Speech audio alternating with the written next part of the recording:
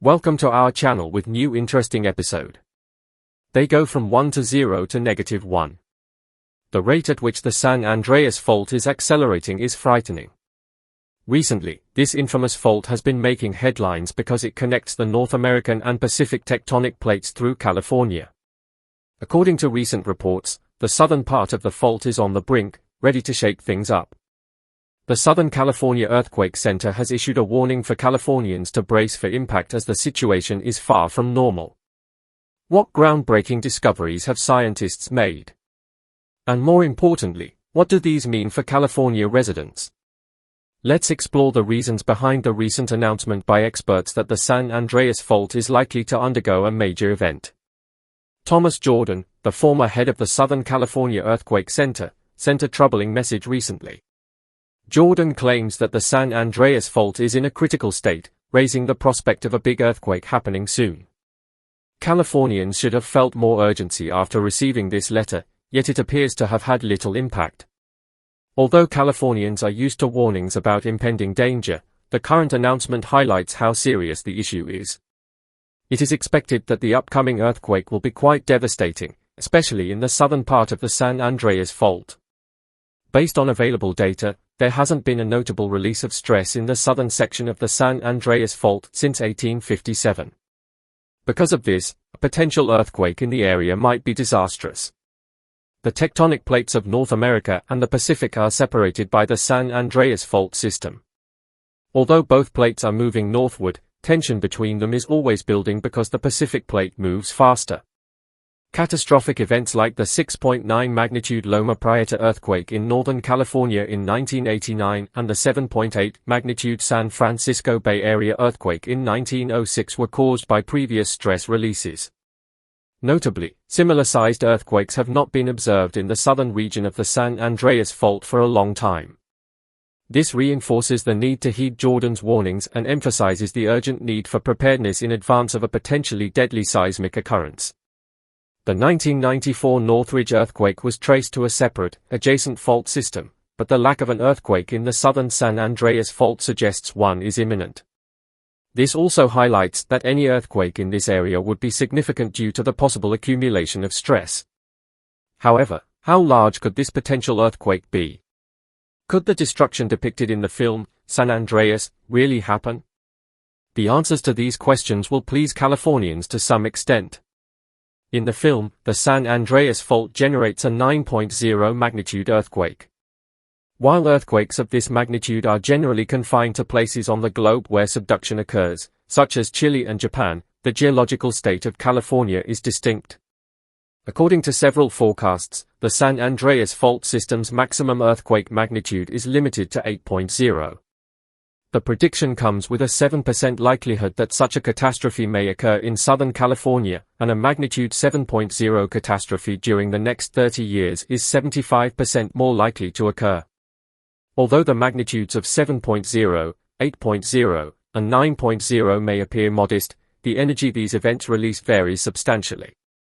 A magnitude 9.0 earthquake releases 32 times more energy than an 8.0 event and 1,000 times more energy than a 7.0 event. Whether a 7.0 or an 8.0 event, damage is unavoidable, but the complete sequence of events described in the Dwayne Johnson movie seems implausible. For example, the San Andreas Fault, which is under land instead of in the ocean, cannot shift enough water to cause a tsunami. Since the plates in question glide past one another rather than away from one another, the idea of a massive depth emerging is similarly fictional. In actuality, what is expected is major devastation. It is impossible to make a building completely impervious to an approaching natural calamity. This is true even though California has strict building standards that forbid new construction close to known fault lines and encourage the use of seismic safety systems for older buildings. Understanding the fault zone in detail is essential if this catastrophe is inevitable to comprehend its implications. The northern, southern, and central fault zones are the three separate fault zones in this context. The northern part begins at Hollister and goes through the Santa Cruz Mountains, which were the epicenter of the Loma Prieta earthquake in 1989. It crosses the San Francisco Peninsula and resurfaces offshore near Muscle Rock in Daly City, where the 1906 San Francisco earthquake's epicenter was located. The fault re-emerges in Bolinas Lagoon in Marin County and then goes below again through the linear trough of Tomales Bay before resurfacing onshore at Fort Ross. Many important sister faults run parallel around the San Francisco Bay Area, and destructive earthquakes can occur from any of these faults. The central segment stretches northwest from Parkfield to Hollister. The southern portion of the fault in certain surrounding locations experiences earthquakes, although the middle portion of the fault shows signs of aseismic creep. This means the fault slips continually without causing earthquakes, a trait stemming from its transformed boundary origins. The Mojave part of the fault in Southern California begins near Bombay Beach. This section's upturned strata can be seen at Box Canyon near the Salton Sea. The fault then runs along the southern base of the San Bernardino Mountains, passing over Cajun Pass and curving northwest along the northern base of the San Gabriel Mountains. These mountains, known as the Transverse Range, owe their formation to the movement along the San Andreas Fault. A visible part of the fault can be seen in Palmdale, where it crosses the Antelope Valley Freeway. It reaches the town of Elizabeth Lake and then passes via Gorman, Tejan Pass, and Fraser Park. The Big Bend is formed when the fault starts to bend northward. It is thought that the locking of the fault occurs at this restraint bend in Southern California, where earthquake recurrence intervals range from 140 to 160 years. Proceeding northwestward from Fraser Park, the fault traverses the Carrizo Plain, a vast treeless area where a significant portion of the fault is clearly visible. The Elkhorn Scarp stretches the whole length of the plain's internal fault track. The southern portion, which stretches from Parkfield in Monterey County to the Salton Sea, is currently known to have the potential for an earthquake of magnitude 8.1. The fault runs roughly 35 miles northeast of Los Angeles, and thousands of lives could be lost in this southern segment in the event of a significant earthquake. Additionally, it could inflict damage worth hundreds of billions of dollars in Riverside, San Bernardino, Los Angeles, and the neighboring cities. Even after pinpointing the fault's location, scientists still needed to carry out additional studies to fully comprehend the possible consequences of a large-scale southern San Andreas earthquake. The U.S. Geological Survey created the shakeout scenario, a 7.8 magnitude scenario, in response to this demand. This model was designed to depict the cumulative stresses that have built up in the area since the last significant event, with a slippage ranging from 2 to 7 meters. Structures situated on either side of the fault are expected to sustain the most damage, as per the shakeout scenario. Fortunately, these susceptible buildings are becoming rare because of the 1972 Orquist-Priolo Earthquake Fault Zoning Act. On the other hand, the movement would affect 141 power lines, 39 gas pipelines, 90 fiber optic cables, and 966 roads that span the fault zone. The estimated $33 billion cost of building damage alone is astounding. While newer buildings tend to fare better, older structures are particularly vulnerable. Fires would be a serious risk in the aftermath, as gas mains and water pipes would be cut during the disaster.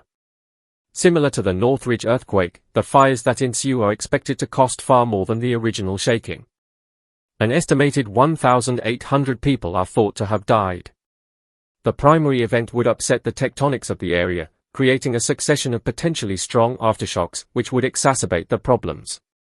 For example, in 2011, there was an earthquake in Christchurch, New Zealand, with a magnitude of 6.2, and over 10,000 aftershocks in the city and surrounding areas. NASA has become involved in addressing the risk of an imminent earthquake by using radar to create a three-dimensional overhead image of the San Andreas Fault. The Pacific Plate and the North American Plate collide off the coast of California. As they gradually move northwest, they grind along the eastern edge of the North American Plate. The 800-mile-long San Andreas Fault was formed as a result of the collision of these two major tectonic plates.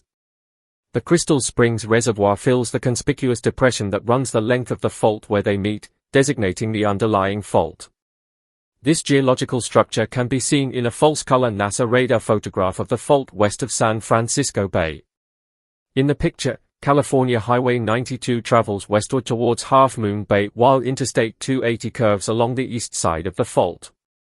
This November 2008 photo was taken as part of an ongoing effort to take precise three-dimensional pictures of the San Andreas Fault along the same flight path.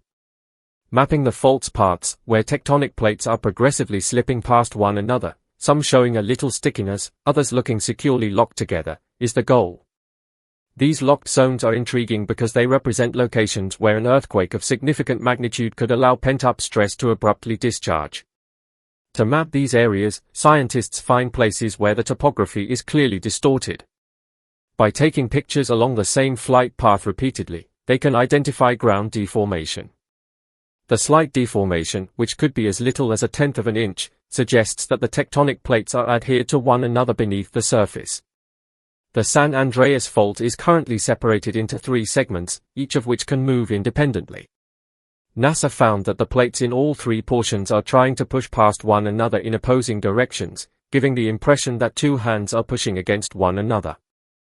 The northern and southern plates of the San Andreas Fault are often stuck in a dangerous and unmoving embrace, causing tension to build over long periods, from decades to centuries. When this tension finally reaches a breaking point, the 2 sides of the fault lurch past each other violently, creating an earthquake. However, the central region of the fault is unique because the plates there slide past each other smoothly at a steady rate of about 26 mm per year. Scientists believe that this constant movement prevented the possibility of a large earthquake in this area. However, a recent study published in the online version of the journal Geology challenges this idea. Researchers used rocks drilled from over 2 miles below the surface to measure the heating that occurred during ancient earthquakes. Through advanced chemical analysis, they discovered that the central region of the fault has likely experienced several large earthquakes, some possibly quite recent. This finding suggests that the area is at higher risk for large-scale earthquakes than previously thought. The 1906 San Francisco earthquake, which devastated much of the city and killed around 3,000 people, had its epicenter in the northern part of the fault. Similarly, the 6.9 magnitude Loma Prieta earthquake in 1989 and the 6.7 magnitude Northridge earthquake in 1994 caused significant damage and loss of life in northern and southern California, respectively. Scientists now believe that the energy is building up along the San Andreas Fault for an earthquake similar to the 1906 event. The central portion, thought to be calm, shows signs of potential large earthquakes based on recent findings. Researchers built a large observatory near Parkfield to monitor the fault and look for signs of an impending earthquake. This observatory includes a 3.2 km deep drill for extracting rock samples and various monitoring equipment. The recent study led by Genevieve Coffey, a PhD student at Columbia University's Lamont Doherty Earth Observatory, focused on the rock near the bottom of the borehole. The frictional movement during earthquake fault slippage raises temperatures, altering the organic composition of sedimentary rocks. Coffey and her colleagues used these biomarkers to trace ancient earthquakes and estimate the extent of fault movement. Their findings revealed a band of heavily disturbed sedimentary rock about 3,192 to 3,196 meters below the surface, indicating over 100 past earthquakes. Most of these events involved the fault moving over 1.5 meters, suggesting they were around magnitude 6.9. The researchers believe that many of these earthquakes could have been much larger. This information challenges the previous belief that the central portion of the fault was mostly inactive. The official California seismic hazard model now includes the possibility of a significant earthquake originating in the central section, a concept that was controversial at first. The recent study provides concrete evidence of these past earthquakes, enhancing our understanding of the fault's behavior. The researchers proposed that these earthquakes may have started in the central region or propagated from the north or south. Determining the exact timeline of these earthquakes is difficult because disturbed soil layers from surface quakes in the past 2,000 years have not been found in trenches across the central area. From a geological perspective, 2,000 years is a short period. Additionally, some earthquakes that didn't break the surface might have been missed. To address this uncertainty, the researchers used an innovative approach involving biomarkers. They analyzed the heat-altered organic molecules in the rocks to estimate the age of past earthquakes. Potassium-argon dating, a method using the ratio of argon to potassium, was employed to determine the age of the rocks. This ratio can indicate the age of the rock, but earthquake heat can reset the radioactive clock, making the rock appear younger. By studying these changes, the researchers found evidence suggesting recent earthquakes in the central portion of the fault. The study's authors emphasize that understanding the central part of the San Andreas Fault and other creeping faults is crucial for seismic hazard analysis. Despite these findings, experts argue that significant earthquakes in the central portion are rare and that current tectonic strain is not significantly increasing.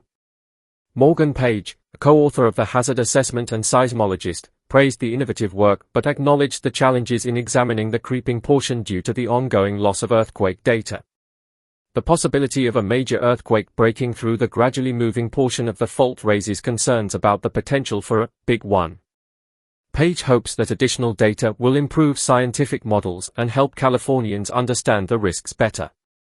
Geologist Stephen Cox, another co-author, advises against excessive worry. Updated construction codes and continuous scientific research enhance preparedness for potential disasters. However, concerns remain, especially given California's severe problems exacerbated by climate change. Droughts, worsened by climate change, have led to uncontrollable wildfires. Severe drought areas in central and southern California are highlighted on the Center for Climate and Energy Solutions Drought Monitor map. These droughts could have implications for seismic events. If a major earthquake occurs during a drought, the resulting fires and aftershocks could be even more destructive, exceeding estimates from scenarios like the 2008 shakeout. The early 2023 seismic events, including a 6.4 magnitude tremor in Humboldt County and the Soledad earthquake, highlight the ongoing challenges. The link between seismic events and climate change underscores the need for continued research and precautionary measures. In summary, the San Andreas Fault is a complex geological structure with significant earthquake risks. Recent studies challenge previous assumptions about the central portion's inactivity and highlight the need for awareness and preparedness. As climate change exacerbates California's existing issues, understanding and mitigating these risks become even more critical. Thanks for watching. Keep watching and stay tuned and curious. Have a good day.